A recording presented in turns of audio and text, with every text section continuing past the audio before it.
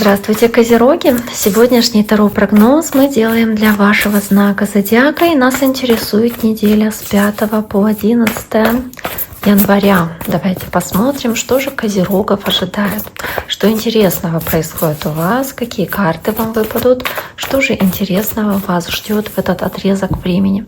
Я напомню вам, что я делаю общие таро-прогнозы, что это не персональный расклад. Надеюсь, вам он подойдет и отыграется у вас, хотя бы в основных каких-то моментах. Но я расклад буду делать по дням. Так что у кого-то, возможно, он и по дням будет действительно проигрываться. Можете написать в комментариях, насколько вам этот расклад подходит, насколько это видео, собственно, подходит тому, что происходит непосредственно у вас в жизни. А также оставляйте комментарии и лайки, в принципе, о том, насколько вам это видео подходит, насколько вам такой формат расклада подходит. Тоже мне будет это очень и очень интересно. Расклад я делаю на 2 колодах. Первая колода у нас основная, вторая колода дополнительная для уточнений, для разъяснений основной колоды. Достану карты на каждый день недели и посмотрю, какие комбинации, соответственно, карт у вас выпадут. Итак, нас интересуют козероги, козерожки. Давайте посмотрим. Козероги. Понедельник. Вторник. Среда. Четверг. Пятница, суббота, воскресенье. Итак, у нас есть первая карта, карта короля мечей, карта воздушного знака. Здесь может быть общение с человеком воздушного знака, это весы, близнецы или водолеи.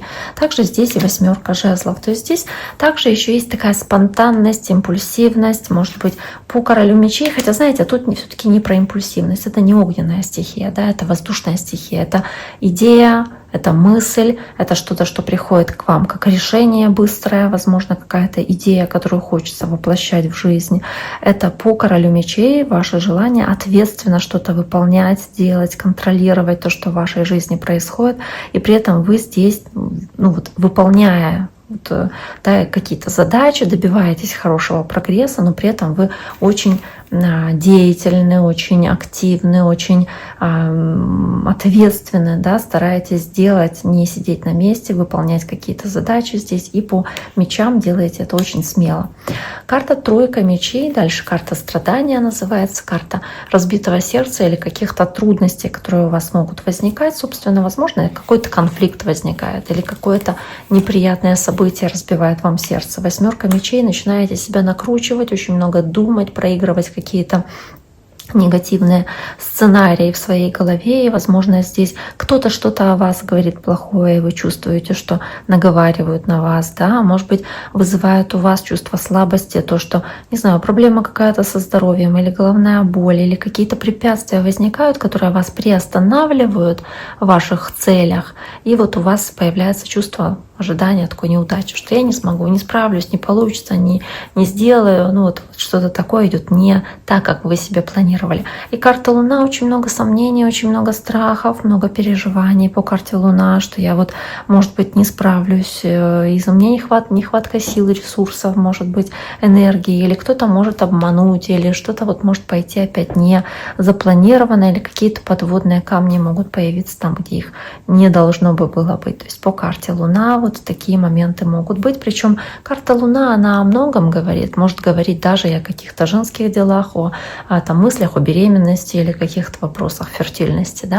Она может говорить о интуиции тоже. Это карта интуиции, это карта попытки прислушаться к своему подсознанию Давайте посмотрим, что еще здесь у козерогов будет на среду. Карта влюбленная, карта принятия решения, необходимость принять решение, сделать выбор, основываясь на интуитивном восприятии. Может быть, по карте влюбленной вы понимаете, что здесь какой-то выбор повлияет не только на вас, но и других людей тоже. И по карте Луна вы можете бояться, что это решение может быть неправильным, оно может быть не совсем обдуманным. А карта Луна показывает, что вы можете страх испытывать или за своего партнера, или за какое-то решение, которое здесь принимается. Можете быть не уверены в себе или не уверены в этом человеке. Следующая карта — карта принцессы мечей. Воздушная стихия снова дает знать о себе, и она, да, может говорить про общение с воздушным знаком.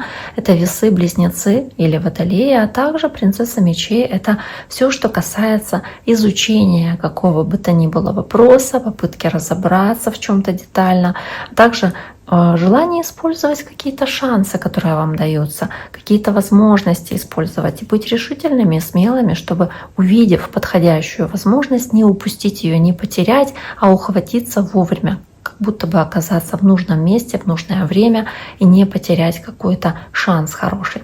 Карта принцесса мечей. Дополнительная карта здесь для козерогов — это карта страшный суд. Здесь желание добиться успеха, то есть это какой-то удачный случай, удачная возможность, которая может как будто перевернуть все с ног на голову, которая позволяет вам здесь добиться успеха, если вы используете эту возможность. Здесь есть шанс как будто бы опять-таки сделать выбор, основанный на детальном изучении какого-то вопроса. Здесь есть какое-то наблюдение за чем-то, что перерождается, меняется, или, может быть, кто-то куда-то возвращается, потому что перерождение, возрождение карта, да, это возврат в прошлое, возврат куда-то или к чему-то, что раньше уже было. Карта принцесса мечей, да. Дальше идет карта семерка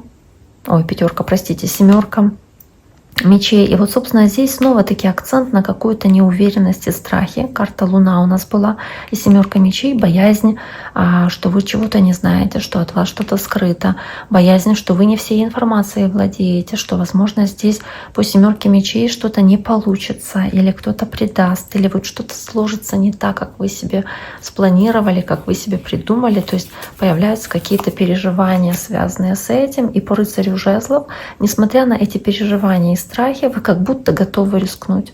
Вы по рыцарю жезлов, вы можете впадать в какие-то крайности, вы можете здесь сами попытаться схитрить или кого-то обмануть, потому что хотите рискнуть, да, возможно и такое, но нужно быть осторожнее здесь с такими действиями, если вы это выполняете. А также может иметь какое-то важное значение для вас человек огненного знака. Это лев, овен или стрелец. А дальше идет двойка мечей, закрытые, завязанные глаза, перекрещенные руки с этими мечами, когда она занимает оборонительную позицию. И здесь, да, возможно, вы по двойке мечей не хотите вызывать кого-то на конфликт, не хотите здесь спорить, не хотите здесь как какие-то эмоции проявлять вразрез с чувствами других людей, тем самым пытаетесь сохранить мир, сдерживая свои эмоции, сохранить мир и хорошие отношения с друзьями или с близкими людьми, любимыми людьми, то есть быть более стойкими. Может быть, если вас торопят к принятию решения какого-то, вы можете опять начать затягивать это принятие решения. Да, поэтому и двойка мечей. Давайте посмотрим еще, что здесь может быть, кроме такой нерешительности. Карта девятка мечей. Все равно, опять-таки, по девятке мечей сомневаетесь, какое решение принять. Можете винить себя за то, что вы по двойке мечей сдерживаете себя в своих чувствах, эмоциях. Возможно, должны кому-то что-то сказать хорошее, но не можете или не позволяете себе этого сделать. И так девятка мечей также показывает, что вы много об этом думаете, плохо спите по ночам, накручиваете себя почему-то. И карта башня в конце недели какие-то неприятности, которые могут, к сожалению, произойти, или какой-то конфликт, который у вас может вдруг возникнуть по карте башня с другими людьми. Может быть, это огненный знак, это король жезлов, либо какие-то по карте башни какие-то переворачивающие, просто взрывающие события, собственно, что-то меняется кардинально для вас, или меняются взгляды, отношения на такого человека, или меняется отношение к работе, может по королю жезлов, или меняться отношение к какому-то вопросу, где вы старайтесь быстро действовать, очень активно переключаться, да, быстро реагировать, где, возможно, как-то разрушается немножечко ваше чувство гордости и вот этими событиями этой башни, и вы чувствуете какое-то ощущение краха из-за этого. Также здесь может быть и, собственно, башня — это как прозрение. Но я уже говорила, как смена взгляда на ситуацию или на человека, озарение, понимание более четкое и ясное того, что происходит сейчас в вашей жизни. Итак, дорогие мои козероги, на этом сегодняшний таро-прогноз для вашего знака зодиака на неделю мы завершаем. Я всем желаю всего самого наилучшего. Берегите себя. До скорого.